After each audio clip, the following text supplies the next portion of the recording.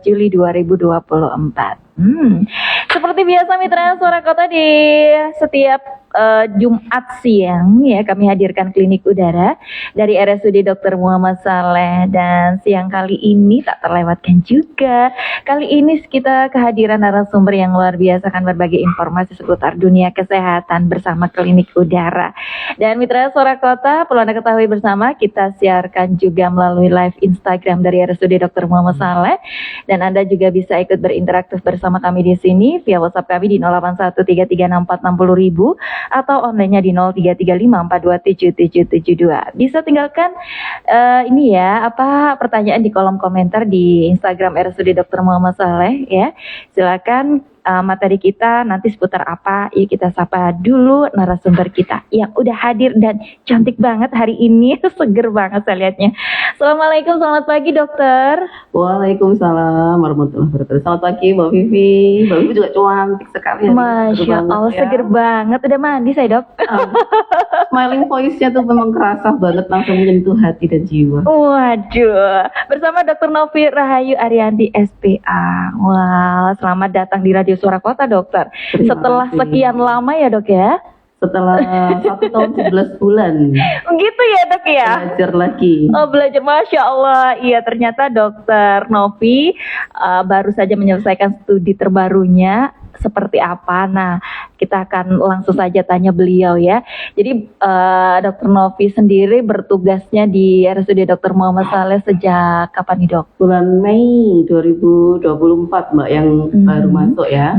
Jadi saya diberikan kesempatan oleh Bapak Direktur Rumah Sakit dan Bapak Wali Kota untuk belajar kembali sebagai konsultan gastrohepato di Rumah Sakit Umum Dr. Sutomo Surabaya. Baru masuk lagi bulan Mei. Bulan Mei. Ya, jadi kita sudah ada poli sendiri, poli khusus, poli konsultan untuk gastrohepatologi.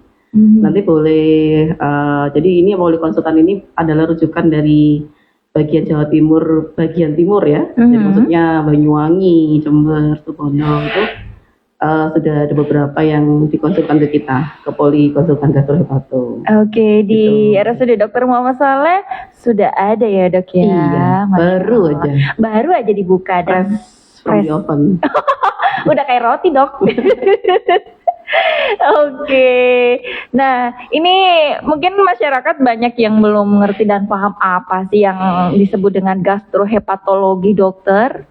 Iya betul, jadi memang gastrohepatologi ini masih belum familiar ya dari untuk masyarakat. Jadi kita mulai dari masuknya makanan Mbak, jadi mulai dari mulut, kemudian kerongkongan, esofagus, lambung, usus halus, kemudian usus besar, itu adalah tugas kita. Oh, seputar kemudian pencernaan gitu ya dok ya? Liver, pankreas itu juga kita yang belajar di situ nanti, yang mempelajari. Jadi kalau ada pasien-pasien yang biasanya dengan gangguan-gangguan gastrohepatologi itu dari SPA umum butuh penanganan lebih lanjut, itu bisa kita lakukan penanganan di sini. Oh gitu. Kenapa sih dokter memilih spesialis ini dokter?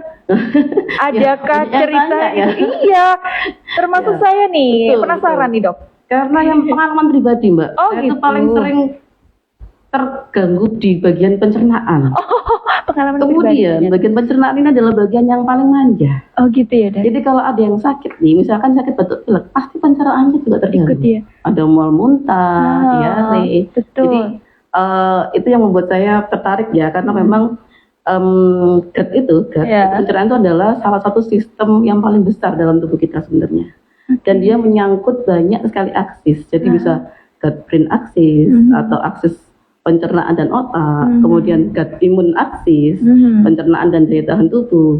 Jadi pencernaan sendiri kalau dari Nabi Muhammad ya merupakan sumber dari hampir segala macam penyakit. Betul dokter. Nah, jadi di situ saya tertariknya di sana. Kenapa saya ambil gastrohepatologi sebagai salah satu bagian dari konsultan saya seperti itu. Oke, apa ini dikhususkan untuk anak-anak saja atau umum untuk dewasa juga dokter? Anak-anak. Anak-anak dong, ya kan? 0 sampai 18 tahun. Gitu, yang dimaksud dengan anak-anak 0 sampai 18 tahun ya dok ya. Jadi jangan menyangka kalau 17 tahun itu sudah beranjak dewasa, salah ya dok ya? Betul. Masih anak-anak ya dok? Masih anak-anak. Ya. Pokoknya kalau masih minta uang sama orang tua itu masih anak. Betul banget dokter. Oke, dokter, kalau menurut penelitian dokter sendiri nih di Kota Probolinggo aja nih, selama dokter menangani anak-anak, masalah pencernakan yang seperti apa sih dokter yang mungkin menyebabkan mereka itu sampai stunting atau bagaimana gitu dokter? Jadi begini, untuk stunting ini adalah salah satu masalah paling besar di Kota Probolinggo. Iya dok.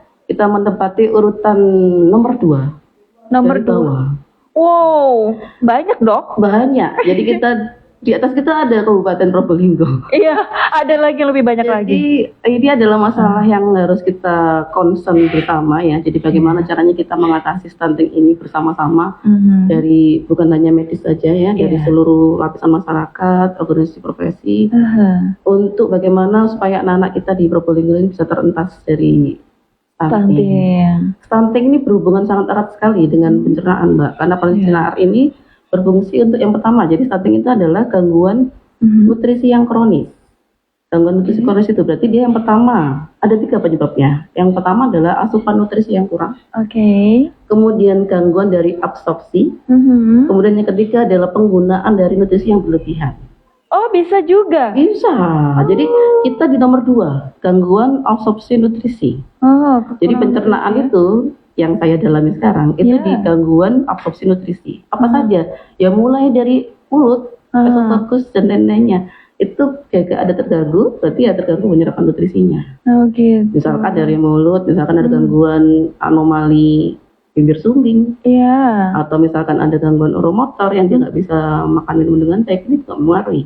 Kemudian esofagus, lambung ya, terutama biasanya ada GERD, gastroesophageal reflux ya. Kemudian di usus halus dan usus besar nanti ada gangguan absorpsi di situ. Memang anak kecil bisa terkena GERD, dok? Bisa. Bisa.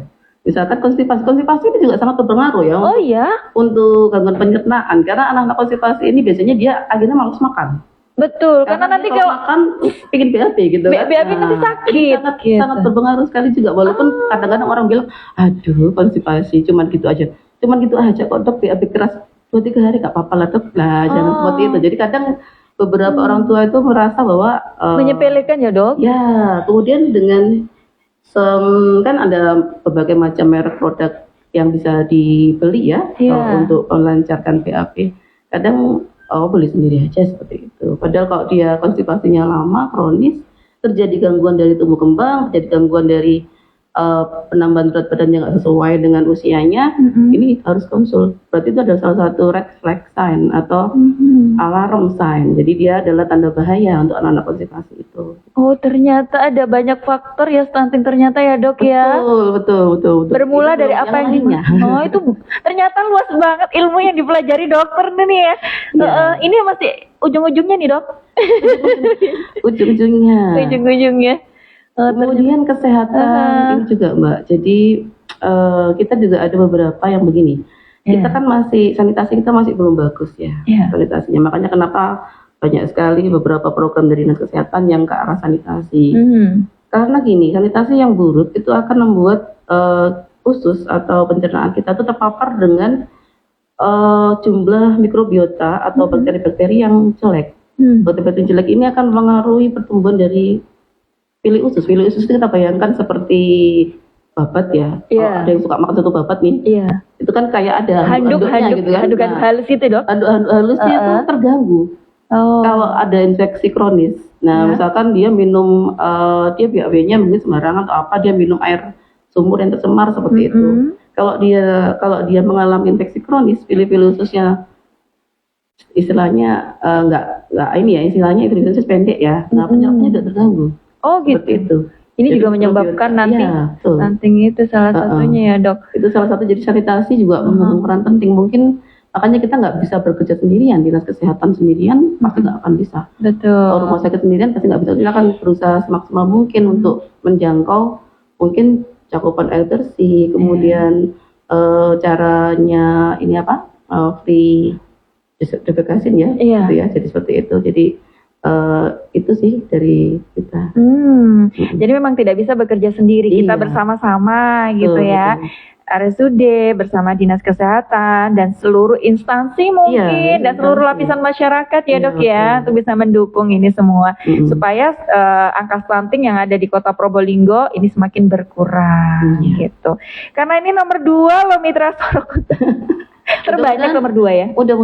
Ini ada hikmahnya juga sebenarnya. Iya dok. Berarti kalau kita nomor 2, berarti yang bekerja di bawah kader posyandu. Kemudian kesadaran masyarakat itu sebenarnya tinggi mbak. Kenapa? Karena angka deteksinya tinggi. Jadi benar-benar masyarakat ini aware banget. Wah ini anakku berarti saya bawa nih ke posyandu. Biar diperiksa di sana seperti itu kan. Nah kalau angka penjaringan deteksinya tinggi, ini suatu blessing in disguise ya. Jadi suatu berkah yang juga tersembunyi karena kalau kita sudah tahu oh ini angka kita segini, maka target kita akan lebih bagus lagi. Targetnya adalah tahun ini kita harus turun nih 20% dari itu. Nah seperti itu. Kalau nggak ada tingkat sadar masyarakat yang kurang, mereka malas-malasan, aras-arasan bawa anaknya ke posyandu, kadernya juga nggak kerja, pasti angka stuntingnya juga mungkin tinggi. Hanya dikit-dikit ya, dikit tapi tidak terdeteksi gitu betul, ya, tidak dok? terdeteksi. Jadi itu harus kita syukuri juga sebenarnya. Gitu. Tapi harus benar-benar berusaha bekerja keras nih untuk menurunkan. Betul dokter. Karena stunting ini tidak hanya melulu tentang fisik yang pendek kan. Selama ini kan masyarakat mengasumsikan stunting itu yang tubuhnya pendek-pendek. Itu bukan ya dok? Jadi stunting ini saya juga stunting ya maksudnya. Jadi gitu dok. Stunting ini adalah tinggi badan kurang dari -2 menurut kurva WHO ya. Jadi kalau kita mau masukkan anak kita ini stunting apa enggak, kita harus masukkan dulu nih di plot tinggi badannya, kemudian di plot di kurva WHO. Dan dikarenakan karena kekurangan nutrisi yang kronis tadi saya sebutkan. Betul. Misalkan gini, usia 17 tahun. 154 misalkan pendek gitu ya. Ini stunting apa enggak dok? Enggak, ya itu karena banyak sekali faktor berpengaruh selain faktor genetik nutrisinya. Kalau genetik hormon, hormon pertumbuhan, hormon seksual juga, genetik seperti itu juga. Jadi kalau untuk usia yang 17 tahun ke atas ya kita nggak bilang itu stunting. Apalagi saya ya. Jadi dikarenakan kekurangan nutrisi yang kronis. Biasanya usia 0 sampai 5 tahun. Betul. Dan ini terjadi sejak masa kehamilan sebenarnya. Jadi 1000 hari pertama kehamilan itu sudah kita mulai tahun berapa ya, sudah lama mungkin ya. Itu juga berpengaruh besar untuk pencegahan stunting ini, terutama pada nutrisi ibu hamil. Dan jangkauan dari kesehatan dari ibu hamil itu sendiri. Misalkan tambah tablet darah, kemudian pengukuran tensi dan lain-lainnya itu juga mempengaruhi banget. Jadi 1000 hari pertama kehamilan itu 9 bulan di dalam masa kandungan dan 2 tahun pada saat anak itu tumbuh. Itu yang paling penting 1000 HPK. Nah 1000 HPK ini di kita di Probolinggo, ibu-ibu hamil ini memang juga salah satu jadi target sasaran dinas kesehatan ya. Target sasaran kayak gimana ya. Maksudnya banyak sekali juga program-program kesehatan yang menyentuh di ibu hamilnya. Tinggal kita saja yang nanti mungkin ada beberapa tradisi-tradisi yang tidak bagus ya, misalkan ibu hamil tidak boleh makan ikan laut, tidak boleh makan kerang, tidak boleh makan kepiting, udah itu enak semua ya. Betul dokter. Lobster nggak boleh, apalagi nggak boleh itu ya, katanya bikin tebel gitu, tebel dompetnya kali dong. Dompetnya alhamdulillah. Ya, jadi itu kayak gitu tuh mungkin bisa dikurangi. Terus kemudian pada waktu menyusui gitu kan, pada waktu menyusui ASI eksklusif itu sangat membantu sekali pencegahan stunting karena ASI eksklusif ini sangat dibutuhkan untuk kesehatan pencernaan. Dari usia berapa nih dok? Dari usia 0 sampai berapa? Sampai 6 bulan ya mitra. Jangan sampai nanti habis lahir kemudian bayinya kok nangis terus, ternyata dikasih makan tulang pisang. Iya, di sini tuh gini. Kalau ibu melahirkan, bayinya langsung diasuh sama mbahnya. Jadi ibunya sama mbahnya tidur di kamar yang berbeda. Kemudian ibunya tidak pernah gendong anaknya, tidak pernah mengasuh anaknya secara langsung. Semua adalah mbahnya. Padahal itu akan mempengaruhi tumbuh kembangnya nanti. Oh gitu ya. Produksi ASI itu dipengaruhi oleh adanya rangsangan. Jadi rangsangan ibu melihat bayi, ibu menggendong bayi, ibu langsung inisiasi ini itu kan ada ikatan batin ya dok. Jadi IMD itu masih masih sangat jarang dilakukan. Mungkin IMD nanti bisa dilakukan lagi ya, digencarkan lagi ya sosialisasinya di tempat-tempat fasilitas kesehatan. Itu bisa untuk inisiasi ASI, sehingga ibunya memang sekarang kan kalau misalkan ibunya ST ya memang sakit lah, tapi paling tidak berusaha bagaimana caranya supaya dia bisa mengasuh bayinya, ada ikatan emosional, sehingga rangsangan untuk ASI itu juga bagus seperti itu. Beda nggak sih dok, langsung menyusu pada ibu dengan dipumping, dimasukkan dalam botol kemudian diberikan dok? Ya, jadi ini banyak pertanyaan juga ya Mbak Vivi tentang ASI perah dan DBF, direct breastfeeding. Sangat lebih utama direct breastfeeding. Gitu. Ya. Yang pertama, direct breastfeeding itu ikatan emosionalnya lebih tinggi daripada daripada perah, sapi perah. Kemudian ada juga, dok, bukan sapi perah dok. Sapi perah, mohon maaf. ASI perah, maaf. Saya bilangnya sapi perah ya. Mohon maaf Mbak Bibi.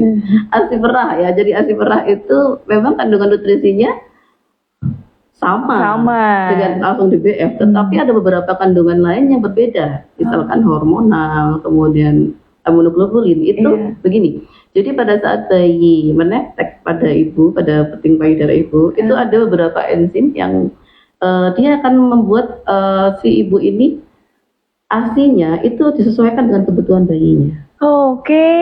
Jadi ada beberapa istilahnya neurotransmitter ya, dan imunoglobulin yang bisa keluar pada saat bayi itu menyusui, misalkan bayi itu sedang sakit.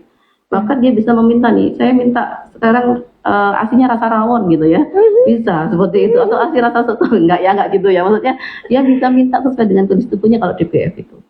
Saya pernah dengar nih, saya pernah membaca artikel nih dok, ternyata ASI itu bisa menyesuaikan si bayi, seperti halnya tadi yang dokter sampaikan, saat dia sakit panas, maka air susunya itu beda lagi, manfaatnya beda lagi. Itu kalau di DBF ya.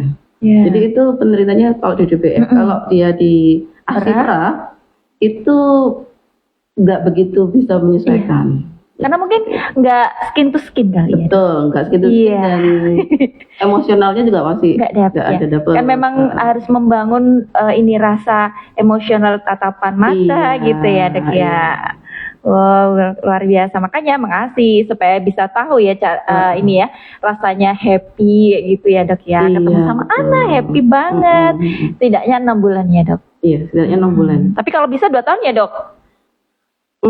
ASI eksklusif 6 bulan aja. 6 bulan. Kalau ASI itu 2 tahun. Jadi ASI itu setelah 6 bulan dilanjutkan sampai 2 tahun. Kenapa kok tidak eksklusif? Karena pada usia 6 bulan sudah mulai mengenal ya, sudah mulai mengenal makanan padat. Sudah ada pemberian makanan bayi dan balita dan anak itu. Itu kenapa? Karena pada saat 6 bulan kandungan nutrisinya pada ASI itu berkurang. Gitu terutama zat besi.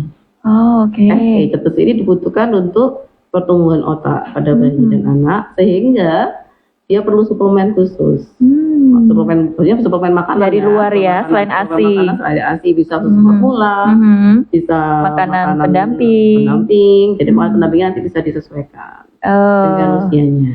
Gitu, keren kan? Makanya yang kali ini mungkin mendengarkan lagi hamil nih dok, sudah mulai sekarang tuh jangan percaya mitos-mitos di luar sana yang nggak boleh makan ikan, nanti takut amis saat melahirkan. Aneh-aneh ya dok ya. Nah, dari mana itu? Saya juga, dari mana? Itu narasumbernya dari mana? Padahal kalau ikan ini protein tinggi, fungsinya untuk apa nih dok? Untuk bayi sendiri. Jadi gini, jadi pada ibu hamil dan anak-anak itu kan kita harus makan beraneka ragam makanan. Iya, tidak hanya protein aja. Tidak hanya ikan laut saja seperti itu ya. Ikan laut ini dia tinggi DHA. Iya, omega gitu dok. Omega dan DHA dia ini untuk pertumbuhan dari otak. Jantung juga nggak sih dok? Iya, jantung juga. Tetapi dia tidak punya zat besi yang banyak. Betul. Zat besi yang banyak itu pada daging merah. Jadi misalkan daging sapi, daging kambing, daging onta kalau ada ya. Tinggi itu dok? Tinggi banget. Zat besi. Sayangnya di sini nggak ada unta dok. Nggak ada ya. Jadi zat besi itu ada pada daging yang merah tadi. Daging merah. Harus beralih karena bervariasi ya dok. Iya, kalau kita daging merah saja maka dia dan omeganya kita nggak dapat. Betul. Gitu. Dokter, ini ada pertanyaan nih dari teman-teman di fisioterapi sana. Ini kan kebanyakan anak-anak mereka kan berkebutuhan khusus nih dok. Ya. Ini berpengaruh banget nggak sih dokter dengan pencernaan mereka? Karena mereka kebanyakan tuh bertubuh kecil padahal makanan dan nutrisinya juga dijaga sama orang tua. Gimana nih dok? Iya, yang fisioterapi berarti anak-anak yang dengan gangguan tumbuh kembang ya. Iya. Gangguan tumbuh kembang itu berarti ada beberapa proses di mana yang pertama mungkin dia di motorik kasar ya. Yeah. Gangguan motorik kasar ini berpengaruh juga pada saat oromotor. Jadi pada oromotornya dia pasti akan ada bermasalah juga. Misalkan dia tidak bisa mengunyah dengan baik makanan dengan baik, sehingga ini mempengaruhi dari penyerapan nutrisi. Jadi harus ada penggantian, mungkin dia makanan lunak tapi yang kaya protein, kaya kalori. Misalkan susu khusus seperti itu, atau nanti ada tambahan. Jadi dia bisa mengunyah, dia bisa langsung mengonsumsi tanpa mengunyah dengan istilahnya tidak terganggu dengan oromotoriknya seperti itu. Oh gitu. Jadi di fisioterapi itu biasanya anak-anak yang dengan gangguan motorik kasar ya, seperti itu. Jadi biasanya terganggu di oromotornya. Ini sering juga kita lihat ya, kalau di fisioterapi ada anak-anak yang mungkin nggak hanya di fisioterapi aja sih, di beberapa mungkin ada pakai yang namanya selang nih, NGT ya dok. Iya, NGT. Nah, ini fungsinya untuk apa sih dok? Nah, apa ada sangkut pautnya dengan ini? Betul. Jadi jika dia tidak bisa, jika oral motoriknya dia nggak bagus, mengunyahnya nggak bagus, dia nggak bisa mengkonsumsi makanan yang sesuai dengan umurnya. 2 tahun itu kan seharusnya makanan padat seperti nasi, keluarga kan. Biasa. Kalau dia masih belum bisa, kita bantu dengan NGT tadi. Kalau dia motornya nggak bagus, jadi beberapa anak misalkan kalau pada bayi biasanya pada bayi yang kecil prematur atau dia berat badan lahirnya rendah, itu kadang dia mengisapnya kurang. Nah, karena dia mengisapnya kurang, nggak bisa minum ASI dengan baik, kita bantu dengan pemberian selang. Nah, ini juga bisa sampai kapan dok? Ya sampai dia bisa bagus. Oh gitu. Refleks mengisapnya, refleks mengunyahnya seperti refleks mengisapnya bagus, minum asinya kuat seperti itu. Jadi kalau dia masih belum bisa, ya kita pasang seperti itu. Biasanya kita taruh di hidung karena tidak mempengaruhi proses pernafasan juga ya dok. Di hidung karena tidak mempengaruhi proses untuk mengunyah mulut ya dan menelan ya. Jadi langsung ya ke lambung gitu dok. Langsung ke lambung. Oke, dokter. Justru pada ini ada yang terbaru. Apa ini dok? Ini juga ya mbak. Pada anak-anak yang dengan CP atau cerebral palsy itu beberapa kita langsung dari gaster, jadi langsung dari lambung. Gimana ini tuh dok? Jadi ada kayak klepnya gitu. Iya. Kita masukkan di situ tuh. Oh, dari sini dong dok? Iya, ada beberapa. Oh gitu, tapi dengan kasus tertentu ya dok? Surabaya ya, tapi ya di sini belum ada. Itu kasusnya kenapa nih dok biasanya? Dia tidak bisa minum dengan baik, tidak bisa makan dengan baik sampai usia. Oh gitu. 1 tahun. Ini bisa dilihat dari fisik gitu dok? Iya. Oke. Seperti itu ya Mitra Suara Kota. Mau tanya-tanya boleh aja, mumpung narasumber kita di sini Mitra Suara Kota ya. Yang mau tanya-tanya via DM boleh, langsung di kolom komentar Instagram RSUD Dr. Muhammad Saleh juga boleh, atau melalui WhatsApp kami di 081336460.000, online-nya di 0335427772. Ini juga ada kasus dok, anak-anak yang CP bener nih, CP nih dok. Jadi dia itu mengunyahnya udah benar mengunyah. Mungkin bagi mereka orang tua, iya ini mengunyah sudah benar mengunyah. Kemudian makanannya pun dijaga seperti ya makan bervariasi yang tadi dokter sampaikan. Akan tetapi kenapa ya hanya tumbuhnya ke atas, ke sampingnya kok enggak gitu dokter? Gimana nih dok? Apa memang ada pengaruh tertentu atau harus perlu dilakukan pemeriksaan dan konsultasi dokter? Oh iya. Terima kasih Mbak Vivi. Jadi pada pasien anak-anak CP ini bukan hanya secara kasar aja kita lihat oh dia nggak bisa ini ya, tapi di pencernaannya juga itu juga terjadi gangguan juga sebenarnya. Oke. Biasanya yang paling sering itu adalah gangguan penyerapan nutrisinya, kemudian terjadi konstipasi juga. Ya. Konstipasi ini karena dia pengaruh dari otot-otot motorik yang untuk defekasinya nggak bagus kan gitu kan, kekuatan motoriknya nggak bagus. Jadi ini juga berpengaruh juga pada perkembangannya dia. Kemudian jadi penambahan berat badan itu kan ada beberapa tadi saya sebutkan ya. Jadi yang pertama dia asupan nutrisinya. Nah ada kuat apa tidak? Ini harus kalau emang kalau memang ada misalkan gini, ada anak nih stunting atau ada masalah dengan anak ini, berat badannya nggak naik, weight monitoring misalkan gitu. Dok, ini berat badannya nggak naik dok, sudah 3 bulan tidak naik atau naik tapi tidak sesuai target, seperti itu. Weight monitoring ini kita evaluasi, yang pertama asupan nutrisinya cukup apa tidak. Kalau perlu bikin diary food, jadi kita bikin jadwal ya, harian. Jadi di hari ini pagi makan berapa, susunya berapa, itu ditulis gitu. selama 1 bulan ke belakang. Jadi kita evaluasi 1 bulan ke belakang, kita biasanya recall diet namanya ya, recall diet, kita recall diet dulu, dia makannya 1 bulan bagaimana. Kalau memang asupan nutrisinya bagus, sudah ada kuat, sudah sesuai dengan umurnya dia, sesuai dengan high age, sudah sesuai dengan kebutuhannya, maka yang kedua kita lakukan adalah apakah dia ada gangguan absorpsi. Kalau ada gangguan absorpsi, misalkan dia ada tadi disebutkan konstipasi, atau gangguan yang lainnya, misalkan di pencernaan ada masalah kurang dari mengunyah dan lain-lainnya itu juga kita evaluasi juga. Kemudian apakah ada pemakaian nutrisi yang berlebihan, biasanya adalah infeksi kronis. Oh iya, ini belum kita bahas nih dokter ya. Infeksi kronis itu biasanya paling sering adalah TB. Kemudian infeksi saluran kencing. Dan cacingan. Ini adalah pencuri nutrisi yang paling banyak di anak-anak kita. Sehingga kalau seperti itu sudah banyak dok, asupan nutrisinya bagus banget dok, ini susunya minum sehari 1 gentong misalkan seperti itu. Terus makan juga sudah banyak dok. Nah itu yang harus kita evaluasi, tadi gangguan absorpsi sama apakah pemakaian nutrisinya berlebihan karena ada infeksi tadi. Jadi kita harus evaluasi itu ya, dikonsultan kalau seperti itu, kita harus periksa. Jadi pemeriksaannya mulai dari darah, kemudian foto, ronsen dan lainnya untuk melihat apakah ada sumber infeksi di situ. Oh gitu, tidak serta-merta ya. Oh ini harus ini. Jadi memang harus ada konsultasi dan evaluasi yang akan dilakukan nanti. Kalau misalnya memang ada kendala, mungkin ya ini anak saya sudah makan banyak, tapi ini kenapa nggak bisa naik berat badannya. Jadi ada banyak faktor sebenarnya. Kita nggak bisa mendiagnosa sendiri ya. Dokter Novi akan membantu Anda, Mitra Suara Kota. Dari dinas kesehatan sudah ada berjalan ya rujukannya. Jadi dinas kesehatan itu sudah melakukan rujukan dari posyandu jika memang ditemukan stunting, misalkan nih di posyandu itu ada 20 stunting anaknya, maka akan bergantian dirujuk ke puskesmas. Gitu. Dari puskesmas nanti dari periksa dokter umum kan, dokter umum ini juga akan bergantian juga dirujuk ke rumah sakit tipe C dulu. Berarti berjenjang dulu ya dok? Berjenjang dulu. Setelah itu baru ke rumah sakit RSUD Kota Probolinggo. Karena memang kita kan tipe B ya. Betul gitu. Kalau yang dari tipe B ke tipe C nggak bisa loh Mitra Suara Kota, apalagi pakai BPJS ya dokter ya. Tipe B ke tipe iya.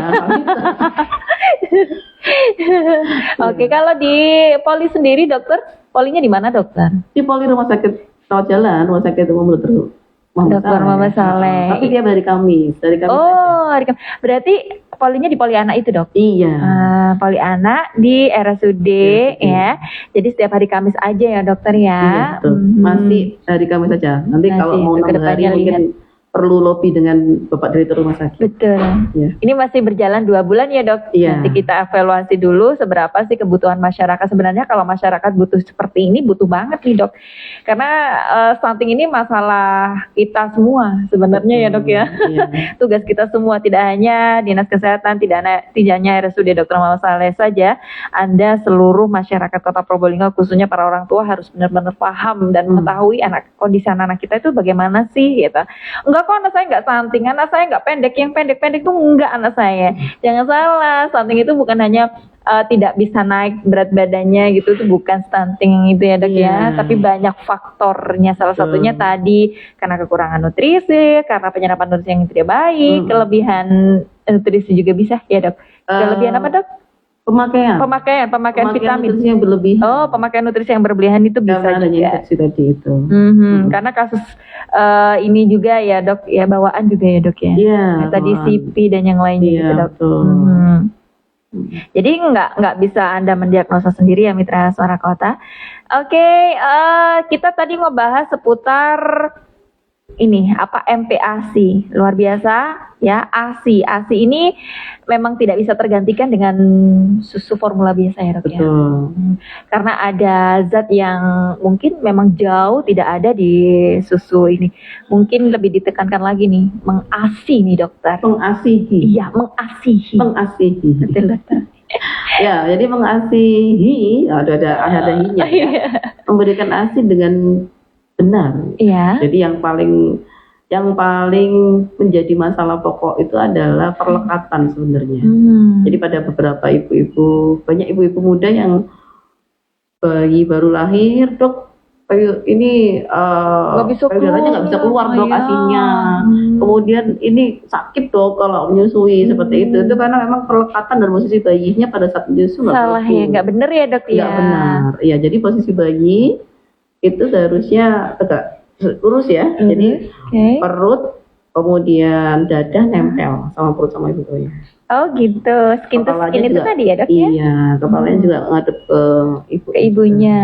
Kadang perut sama dada ngadep ke mana, cuma kepalanya saja yang ngadep sama ibunya. Nah, itu yang bikin nggak bagus posisinya. Jadi bikin nggak keluar. Jadi semakin terhisap air susunya semakin banyak keluar, maka akan selalu terproduksi terus ya dok? Betul, ya. Jadi seperti pabrik sepeda motor, Mbak. Oh gitu ya? Ya, pabrik sepeda motor kan kalau ada yang beli, ya, terus berproduksi ya? Produksi. Kalau nggak ada yang beli, ya nggak produksi. Betul dok.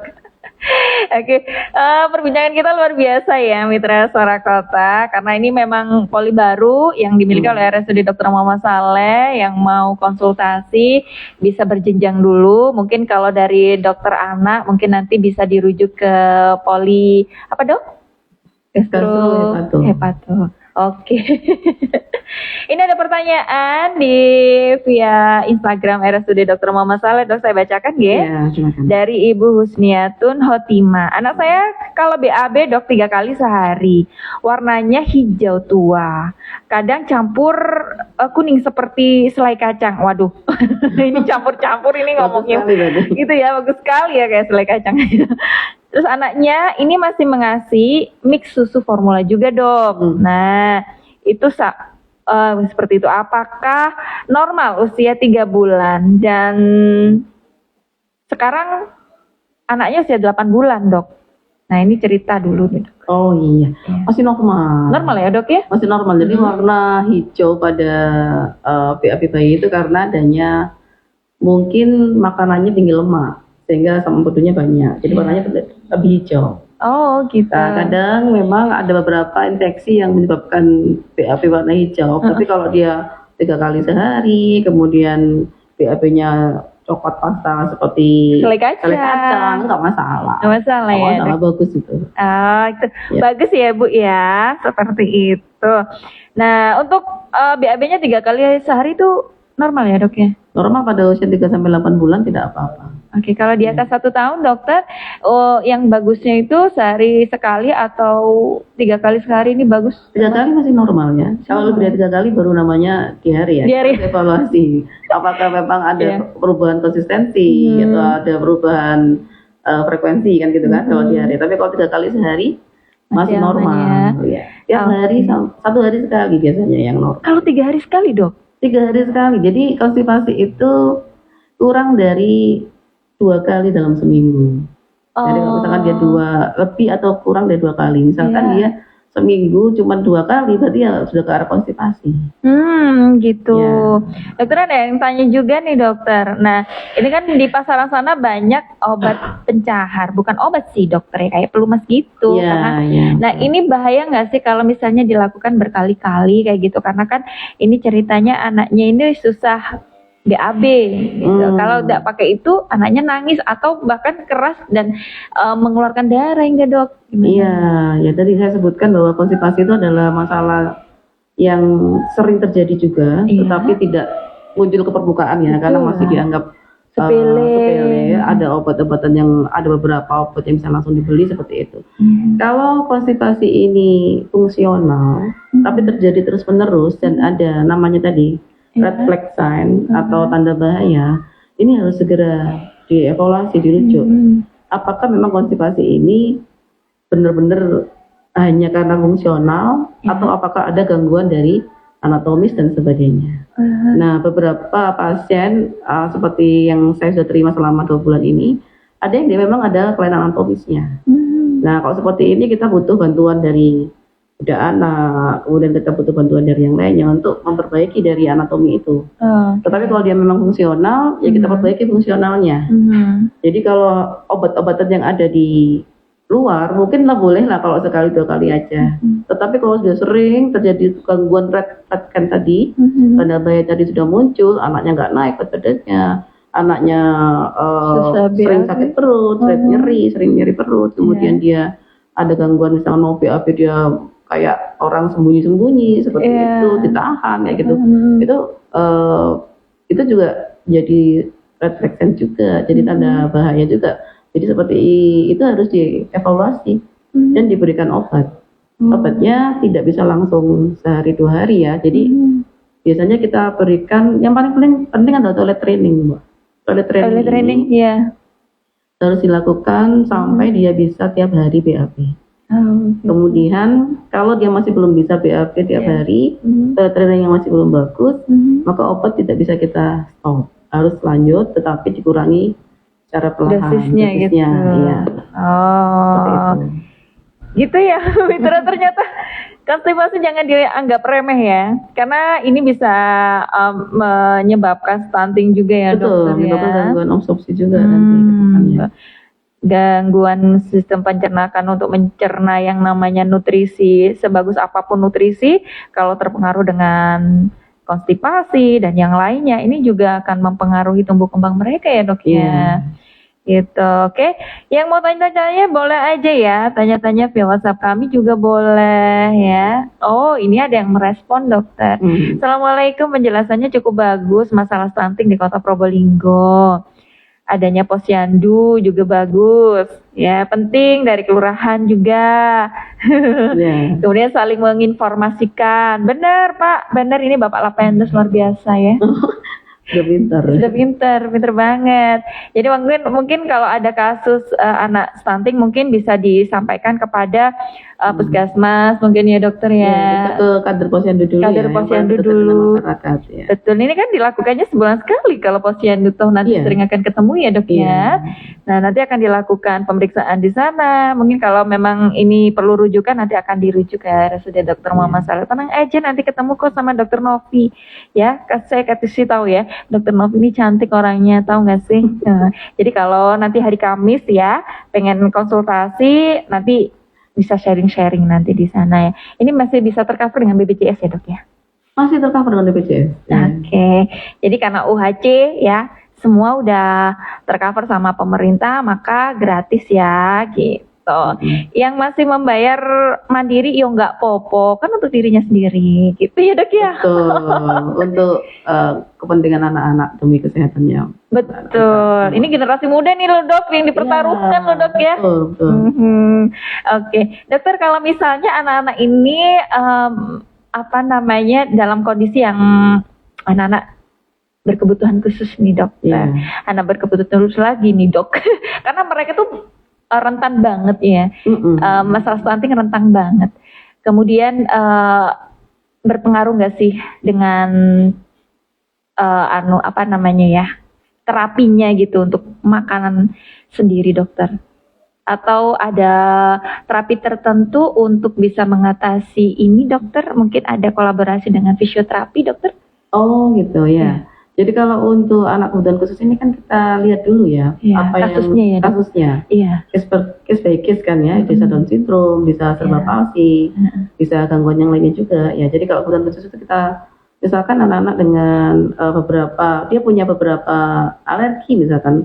Jadi anak kebutuhan khusus kadang-kadang disertai dengan alergi juga, misalkan ada alergi laktosa, atau kemudian ada alergi susu sapi.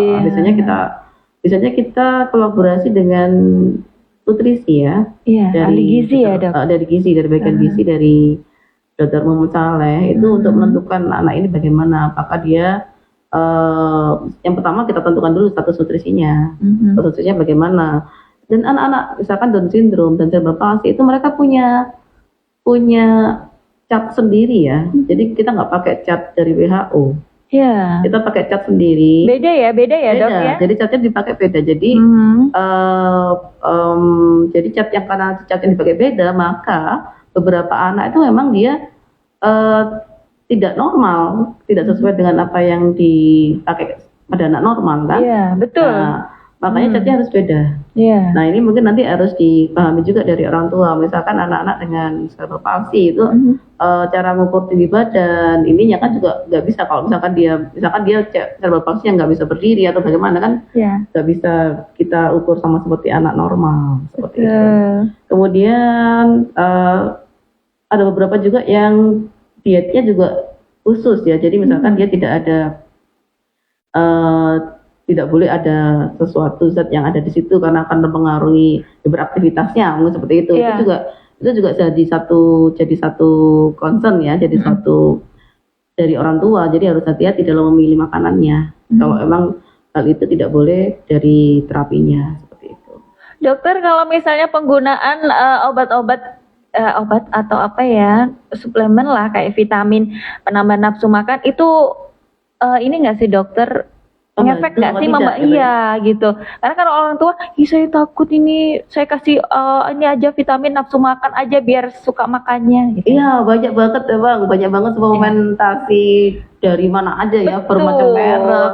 Baik itu yang produksinya mulai dari dalam negeri, luar negeri, ada yang herbal juga ya. Iya ada yang sirup, ada yang permen, banyak macam-macam. Gitu. Jadi yang penting adalah yang pertama tadi saya sebutkan lagi, kembali lagi Mbak ke awal, vitamin itu hanya sifatnya membantu apabila tidak tercover vitamin yang masuk. Misalkan vitamin karena dia makanannya kurang, maka vitamin B kompleksnya kurang, bolehlah dapat suplemen vitamin B kompleks. Tetapi hal ini tidak langsung serta-merta anaknya langsung bisa makan, langsung enak makan, enggak. Jadi yang paling utama adalah tadi itu, apa sih kekurangannya? Apakah memang dia nutrisinya misalkan yang kurang, atau mungkin ada yang lainnya? Kalau kita kasih vitamin terus, tapi ternyata dia ada infeksi kronis nih, ada TB, ya kan? Nggak ini juga nggak akan membantu juga, nggak akan membantu kalau seperti itu. Atau misalkan dia karena jumlahnya yang memang kurang, jumlahnya nggak ada kuat yang kita berikan, itu juga nggak bisa membantu. Jadi nafsu makan, pemberian vitamin sebagai nafsu makan itu sebenarnya juga nggak pas. Ya, jadi nggak pas. Karena kenapa? Karena pemberian suplementasi makanan, pemberian vitamin itu hanya untuk suplementasi saja, menambah vitamin yang tidak ada di dalam makanan kita, kan gitu kan? Iya. Intinya. Karena jadi kan banyak nafsu makan. Gitu ya. Karena kan banyak beredar di luar sana nih dok. Kita tanpa ada konsultasi dulu, tiba ujug-ujug kita beli aja, gitu. Ini gimana dok? Boleh. Jadi kalau kita hukumnya itu mubah ya istilahnya ya. Kalau vitamin ya, jadi vitamin itu hukumnya mubah, boleh saja. Tetapi tidak wajib dan juga tidak kita rekomendasikan untuk menambah nafsu makan, apalagi untuk memperbaiki status nutrisi, enggak. Ya, kecuali kalau gizi buruk. Kalau gizi buruk memang harus ada suplementasi dari beberapa vitamin mineral yang memang dibutuhkan oleh gizi buruk ini. Tetapi kalau untuk yang sehat-sehat saja, kemudian dia status nutrisinya masih bagus, seperti itu, kita nggak butuh suplementasi vitamin. Gitu. Jadi boleh saja dibelikan, nggak apa-apa. Asal begini. Jadi ada beberapa tren nih tentang beberapa vitamin, misalkan vitamin D misalkan ya. Vitamin D ini bisa untuk ini dok ya, bisa untuk ini dok ya, bisa untuk bisa, tapi begini, vitamin D itu kita lihat juga vitamin itu adalah bisa hipervitaminosis, bisa hypovitamin kan, bisa kekurangan, bisa kelebihan vitamin itu. Karena terutama vitamin-vitamin yang larut lemak, vitamin A, vitamin D, vitamin E, vitamin K itu adalah vitamin ADEK, ini larut lemak. Itu berbahaya sekali kalau kelebihan vitamin. Karena tidak bisa dikeluarkan dari tubuh dengan cara seperti vitamin B sama vitamin C. Vitamin C itu kan larut air kan. Kalau dia kelebihan enak bisa dikeluarkan lewat kencing. Kalau vitamin ADEK ini kalau dia terlalu berlebihan, kita tiap hari minum vitamin D terus tiap hari tanpa tahu berapa kadar dan berapa ininya, dikasih terus, ada yang seperti itu. Ini juga bisa berbahaya. Vitamin A juga gitu sama. Ada beberapa pasien yang saya terima di sini. Jadi karena anaknya ini konstipasi, makan pepaya tiap hari. Iya. Pepayanya banyak, nggak cuma satu piring. Mungkin satu buah pepaya itu habis satu hari. Seperti itu, sehingga datang anaknya kuning. Wow. Matanya kuning, kulitnya bahaya kuning, ternyata ya dok ya. Tadi itu. Bukan masih karotin ya, beta karotin ya. Kelebihan beta karotin. Ada juga yang setiap hari minum jus wortel. Jadi jus wortel setengah kilo di jus jadi satu gelas kan ada tuh juicer yang sekarang itu kan yang juicer. Jadi airnya tuh diminum setiap hari selama 2 minggu. Ya datangnya kuning anaknya.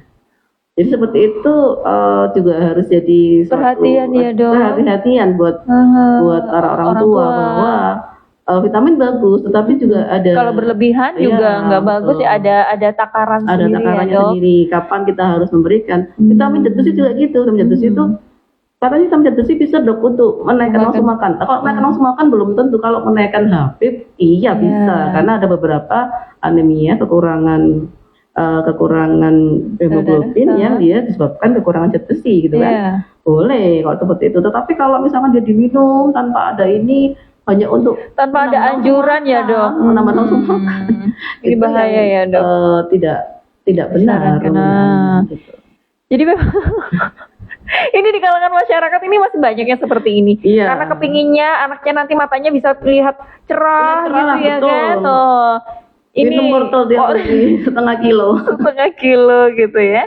Ini juga nggak baik juga ya. Jadi memang semua itu ada takarannya, semua itu ada anjurannya. Walaupun itu vitamin kayak gitu. Penambah nafsu makan juga harus dilihat juga ya dok ya. Kalau dibilang tidak membantu ya seperti itulah gitu ya dok ya. Yang membantu adalah nutrisinya sendiri. Mitra Suara Kota. Ya mungkin lebih baik kita memperhatikan atau konsultasi aja bersama dokter dan nanti ahli gizinya seperti apa, bagaimana penjadwalan makannya seperti apa.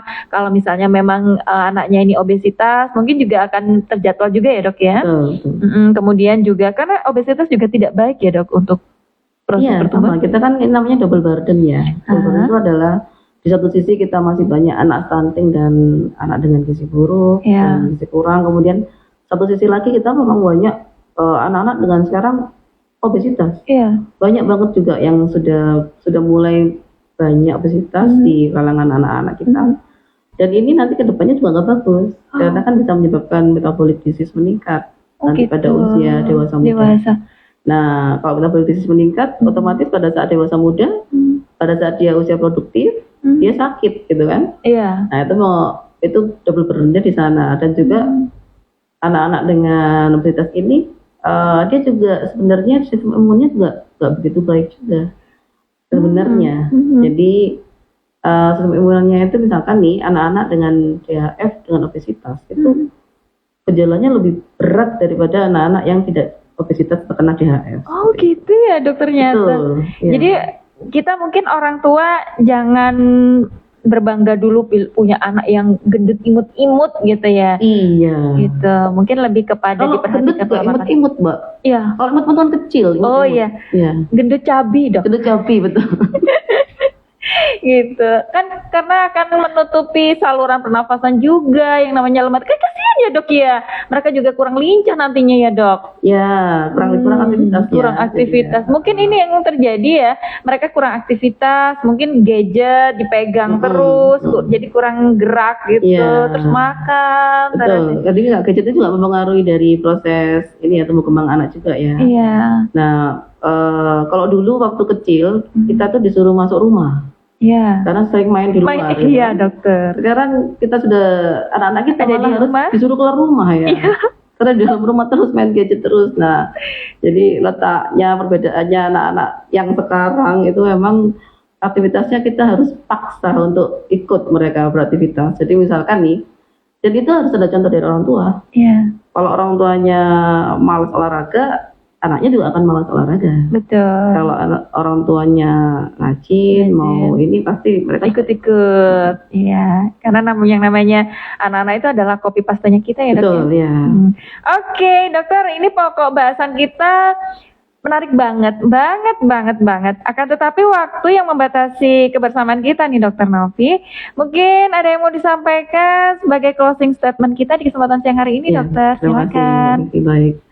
Jadi kesehatan saluran pencernaan itu sangat berhubungan sekali dengan terjadinya stunting karena apabila terjadi gangguan saluran pencernaan maka terjadi gangguan dari absorpsi nutrisi. Absorpsi nutrisi ini yang dalam jangka waktu lama dan kronik ini akan menyebabkan adanya gangguan dari penambahan berat badan atau weight altering. Penambahan berat badan yang tidak bagus terjadi dalam waktu kronis ini akan menjadi stunting. Maka mulai dari awal, mulai dari 1000 hari pertama kehamilan, kita sudah harus menjaga dengan baik kesehatan dari saluran pencernaan kita. Dari ibu hamil itu nutrisinya harus tercukupi dengan baik. Kemudian pada saat melahirkan dia juga harus mendapatkan pelayanan kesehatan yang bagus dan ASI. Jadi bayi ASI eksklusif selama 6 bulan dari 0 sampai 6 bulan. Kemudian pemberian makanan tambahannya nanti pada usia 6 bulan harus makanan yang beraneka ragam. Jadi tidak boleh kita tarak atau tidak boleh kita beda-bedain kecuali memang ada kondisi tertentu ya. Jadi semuanya bisa kita berikan kepada anak-anak dengan tekstur yang disesuaikan dengan umurnya, usianya. ASI terus lanjut sampai usia 2 tahun, bisa ditambah dengan formula kalau sudah usia 6 bulan ke atas. Terima kasih Mbak Vivi. Iya, terima kasih banyak Dokter Novi Rahayu Ariyanti. Semoga sukses selalu. Amin. Sukses juga Mbak Vivi dan Suara Kota Probolinggo. Dan kita akan tunggu untuk poli yang dibentuk oleh Dokter Novi ya. Ini jadinya nggak hari Kamis aja. Mudah-mudahan ditambah harinya nanti. Semoga ditambah harinya sehingga kita lebih banyak masyarakat yang tersentuh ya, pasien-pasien yang tersentuh dan anak-anak Kota Probolinggo ini jadi anak-anak yang memiliki kesehatan yang luar biasa sehingga nanti kedepannya bisa turut membangun Kota Probolinggo gitu Dok. Terima kasih banyak, selamat menjalankan ini Dok aktivitas kembali. Iya, terima kasih Mbak Vivi. Mohon maaf jika ada yang salah dari kami. Terima kasih sudah diberikan kesempatan yang sangat luas untuk menerangkan kepada warga Kota Probolinggo dan sekitarnya. Assalamualaikum warahmatullahi wabarakatuh. Waalaikumsalam warahmatullahi wabarakatuh. Masya Allah, luar biasa ilmu yang kita dapat siang hari ini bersama Dr. Novi Rahayu Ariyanti SPAK ya.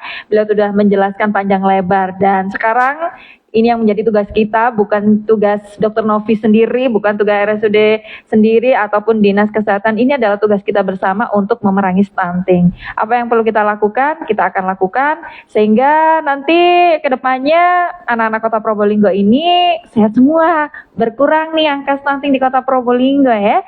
Oke, Mitra Suara Kota masih bersama laporan sesi yang kedua bareng saya Vivi. Lepas ke sesi yang berikut, saya masih kembali bersama Anda.